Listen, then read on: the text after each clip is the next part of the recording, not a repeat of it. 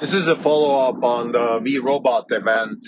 I want to talk about the concept of it's about the business model and not about the technology. About this particular phrase that came from a gentleman that I follow. He talks about EVs a lot. Put the link in the show notes. And I want to connect this to a conversation recently between Naval Brett Hall and David Deutsch, and it's about means and knowledge. And I want to connect this in the following way. Knowledge in terms of technology proliferates through the meme of business, right? So the equivalent of a meme in the intellectual sphere, in the business sphere, the equivalent of a meme in the intellectual sphere in technology is business, right? So the only way you can proliferate technology at scale throughout the multiverse is through business. And the reason for that is because a technology is only viable if it doesn't consume more resources than it produces. This is the fundamental idea behind this statement. It's not about the technology, it is about the business. So, for example, when SpaceX captures Starship Booster, I mean, that's a nice technological feast and we're all happy about it. But the fundamental reason why this is so exciting is because it's the beginning of a proliferation of a business or a meme of a technology which can grow and scale because it's so much more lower cost than anything else. And therefore, it will enable new markets and it will enable people to adopt it, whether they don't, like if somebody doesn't want something for whatever other reason, that's perfectly fine. But the single most important reason why people don't want something is typically because they can't afford it. So, for example, do we want to be an interplanetary species as a human race? Well, I would say most people would say yes, or at least be neutral about it. The point is, how much resources will it cost us to do this? I am pretty sure the Chinese Communist Party wants to be a leader in the interstellar race or interplanetary race. So does Russia and even North Korea, but they can't because they don't have the resources to do this. When the Soviet Union was fighting Reagan, and Reagan did his Star Wars thing, whatever he did, I believe the Soviets just couldn't compete, and the U.S. could because maybe the business itself wasn't viable, of course, but the business of the United States as a whole was more sustainable than the Soviets, so they won. Sorry for this tangent. I just want to say that, look, in the end, it's obviously about what we want. It's obviously about choice. It's obviously about consumption. The Western liberal democracy is based on what we call capitalism, and that's based on consumption. Yes, of course. If I sell widgets that people don't want, then they won't succeed.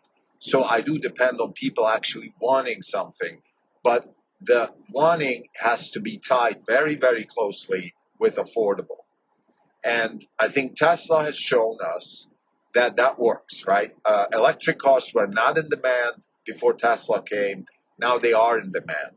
And the reason they're in demand is because of all the advantages that they have. The one single most important thing that Tesla brings to the market is affordability. Now, what does that have to do with the V Robot event? Well, it's very closely tied to that because V Robot as an event, and I spoke about this in the previous episode, generally impressions and all that, but the fundamental upside of the V Robot event or the V Robot project at Tesla is that cost is always the North Star. So we have, Franz von Holthausen designing interesting cars. We have people like Eric, the chief engineer of the Cybercab that I had the chance to talk to. He's obviously a very good engineer. He thinks about the engineering aspects. Lars was there, the chief. I believe he's the head of manufacturing or head of automotive. I'm not sure what his title is exactly. He's the guy who thinks about engineering sort of at the global scale at Tesla.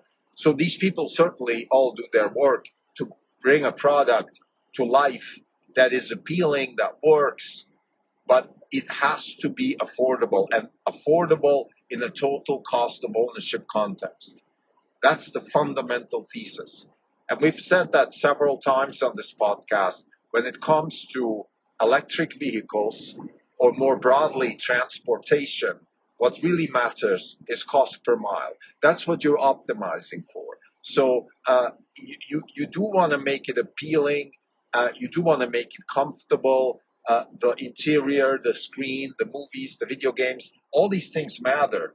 But it has to be affordable on a cost per mile basis. Because if it's not, people won't adopt it. It's going to be difficult for mass adoption. If it's affordable, it will be mass adopted. And this is what we find most exciting about Tesla. Now, of course, these things are intertwined. Technology enables affordability, and affordability enables technology. There's a circular Hofstadterian loop here going on. Here's what I mean with that. So, of course, you need to have unsupervised full self-driving in order to have a steering wheel-less car. I mean, that goes without saying. So you need Ashok and his team and all the good work that's done by Tesla AI to do the work that they're doing. And you need Lars and these people and Eric and Franz to design a car that is appealing, that doesn't break, that can be cleaned efficiently. Like, all these things have to be done. But in the end, the thing that matters the most is affordability on a cost per mile basis. How do you bring cost per mile down? Well, you can either lower the cost and or increase the miles. And this is the crucial thing about the Tesla business model. What they're optimizing for is cost, bring them down, and increase the miles. So if you have 500,000 miles driven with a car, and the car costs $30,000, then the cost per mile is lower than if you drive 200,000 miles. And that's just math. I don't think I have to elaborate this more. Now, I want to keep this a bit more general now, just for a second, and then I'll go back to some tangible numbers that I took away from the B Robot event. What I mean by more general is I want to tie this to a conversation between Naval Brett Hall and David Deutsch, links in the show notes. And they talk a lot about knowledge proliferation, epistemology, in a really practical sense, though. So I really highly recommend anybody to listen to these types of talks, because they're a lot more than just some sort of philosophical treatise about what is knowledge and things like that. I think Deutsch has a very practical approach towards epistemology, in particular philosophy, in a more broader way. So what is knowledge? Knowledge is the ability to explain something. But knowledge is more than that. Knowledge instantiates itself typically through something. If it does not instantiate itself through anything, in other words, if we can't do an actual real-world experiment about a certain type of knowledge, let's say we have a theory, a theory or a concept or things like that, then it ends up, it's most likely not going to be able to proliferate itself throughout the multiverse. What I mean with that is, in a more practical way, people just won't adopt it, right? And what that means to the multiverse, this is David Deutschian, is that most likely there is this concept of memes that spreads throughout the universe and the multiverse, and those memes are knowledge in all kinds of forms. Biological knowledge through DNA, proliferation, mutation, things like that. And then also, this type of knowledge that I call business. Business is, again, it's the carrier of technological know-how. That's the meme that carries technological know-how. So you have science. Let's say if we take the unsupervised full self-driving stack, it always starts with science in a broader sense. Like you're not going to see an entrepreneur pick up something that has not been vetted, at least theoretically, generally, or in some way or form in the scientific realm. That's why science matters. That's why it's important to invest in science. It is important. So we take the AI stack. We have people like Jeff Hinton, Nobel Prize winner, John Hopfield, and all kinds of other people thinking scientifically about intelligence and how machines learn. Let's go back to Alan Turing. Let's go back to Linda Lovelace, I believe. Uh, all the way back there. What was his name? Babbage.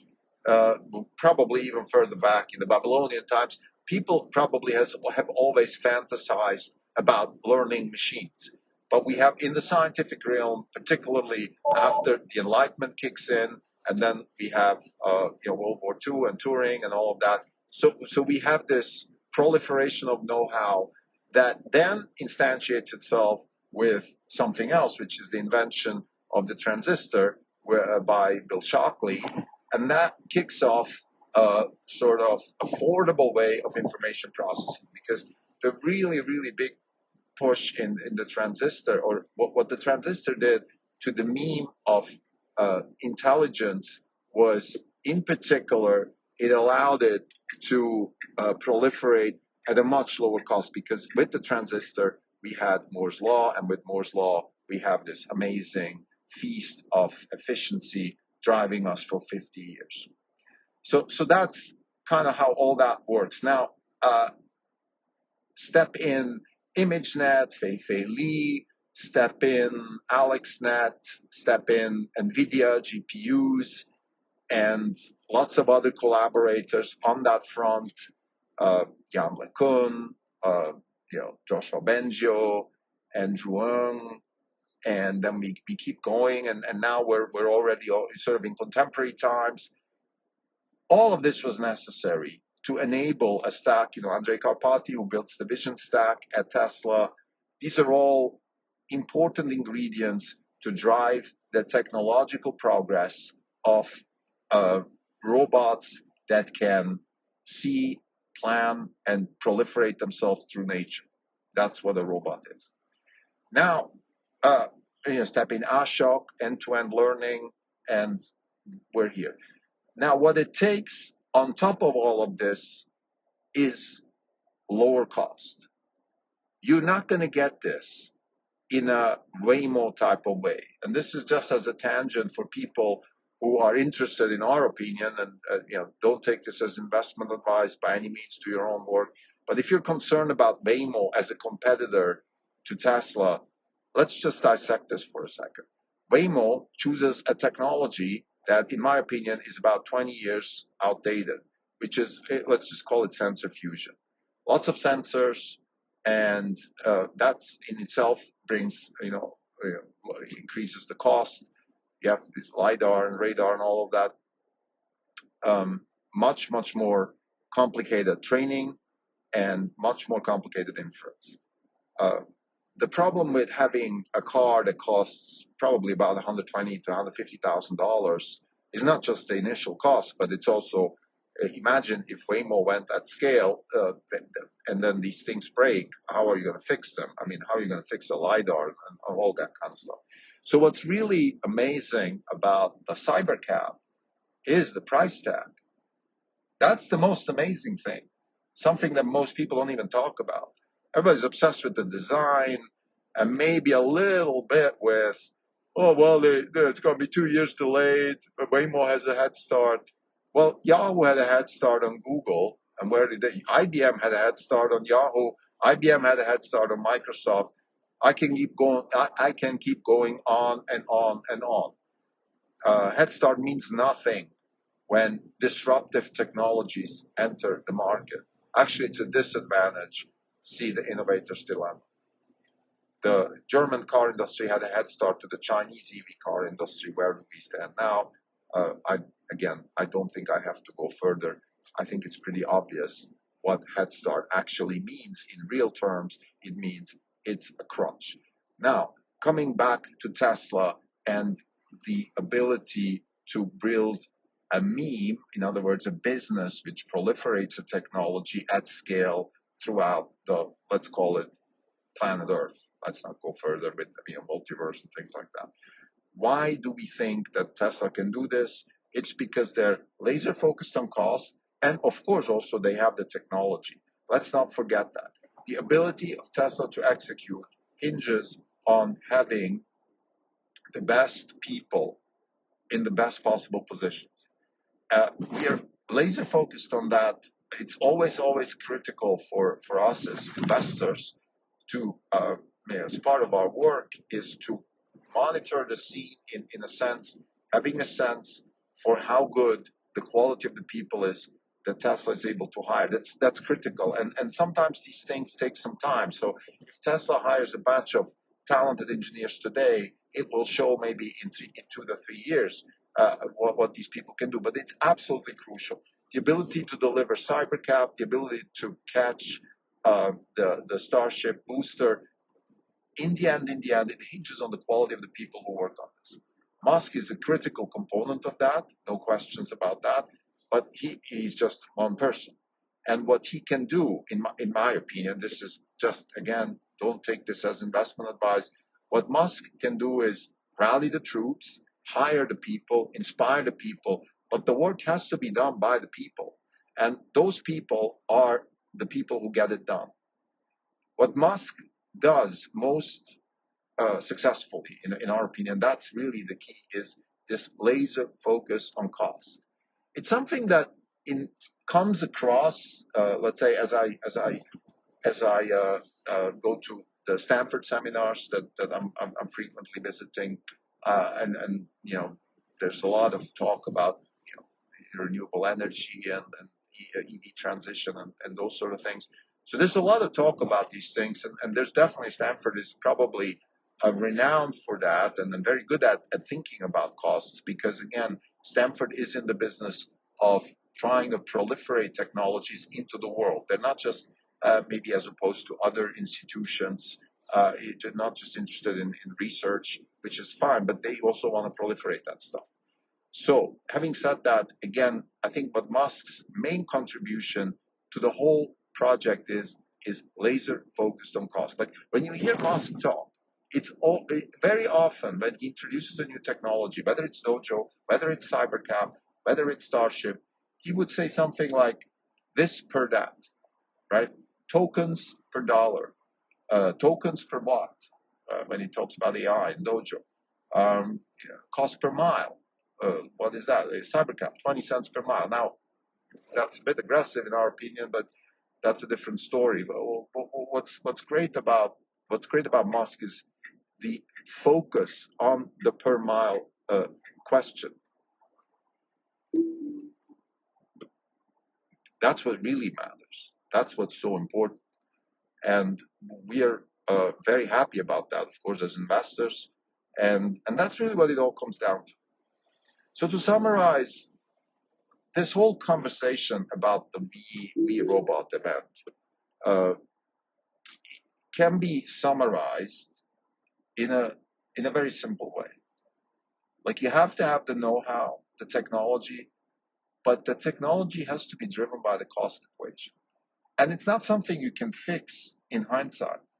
That's why the Germans aren't able to, let's say, compete with robots and electric cars and things like that. They have the know-how. Obviously, they have it. They're Germans. But when your whole industrial base is built on something that, let's say, in the case of Germany, was built on building BMWs and all that kind of stuff, and they're very good at these things. But you're like, it's a Popperian, like solving a business problem is a Popperian endeavor. The innovation stack, Jim McKelvey, part of our principle stack, right? The book, highly recommended to read. Solve a problem, create new problems, solve those problems. It's always about solving a problem. The difference between engineering and physics is that in physics or in science, you never solve a problem. What you do is you tackle problems, and you might solve some subset of a problem, but you create new problems. So it's a constant quest. That's what a real scientist should be passionate about. The acid test of a real scientist is the word solution should never even pop up. What a real scientist should be talking about, in my opinion, is this is the problem I'm working on. and we found a really good way to solve this problem. However, now we're working on 3 new problems. It never ends. Versus an engineer is a little bit different. An engineer is happy with a solution and then sticks with it. We caught the Starship booster. It's working. We're refining it. We're doing some work on that, but that's fine. Let's go to the next thing now. We solved that problem. Like, an engineer is allowed to say, I solved the problem. I work on a solution. A scientist should not be talking about solutions. A scientist should be restricting herself to problems. I mean, again, it's fine. Let's not take this too seriously. It's just sort of, my son's now applying to college, and we're helping him with the essays. And as we do this, we kind of think a little bit about his own trajectory, why he wants to be a scientist versus engineer, what does that actually mean? So that's where this is coming from. I apologize. Let's get back to the topic here. So again, I'm summarizing the V robot event, and what's really crucial, again, it's the cost. By the way, it applies to Optimus as much as it applies to Cybercab. It is about the cost. So when you, as a hedge fund manager, when you look at any kind of technology, let's say take Waymo, don't take this as investment advice again, but just as a good example, ask yourself, what is the cost of this? How much does it cost? And maybe you dare to ask at some point, what's the profitability? Now that's a tricky one. The profitability thing is a little bit of a tricky one because it is definitely Hofstadterian to the gazoo. There's a lot of looping and circle reference. Higher volume drives Wright's law. Wright's law brings down costs. So sometimes profitability has to be put sort of on the back burner for a while. That's the case with Tesla. Was the case with Tesla. Is still the case with Tesla. But you should still have a line of sight. For example, when Cybercab can do 50 cents per mile, let's say all in. Let's say that's, my opinion, that's a good price. 50 cents per mile all in, depreciation, everything in there. That you're looking at about probably a good 3x lower than anything else, 3 to 4x lower than, let's say, what it would cost you to have an Uber driver pick you up at the Prius. So I've used that example several times. You land at SFO, you want to go to your home in Mountain View, and it costs you about $15 to $20 versus $40 to $60. I mean, that's compelling, and that's going to proliferate. There's, forget Tesla haters and all that stuff. People will drive this thing. There's no question about it because it's just more affordable. And by the way, when you talk about cost, you can actually, and this is now business school lingo, but you can include the value equation too. I mean, you can say cost for what, right? You can look at, let's say, if you can quantify convenience, comfort, maybe even cool factor, put that in there too. It's definitely part of people's decision making. In other words, you will even pay a little bit more for a Cybercab than a Prius because it's just cooler and nicer, right? But we're not even talking about that. We're talking just raw costs, right? And even there, it's competitive. So forget about all the other things, the convenience factor and all of those things. So again, it is about the business. The meme of technology is business. And Tesla is laser focused on driving the meme of technology through business, which means deliver something at lower cost and higher value.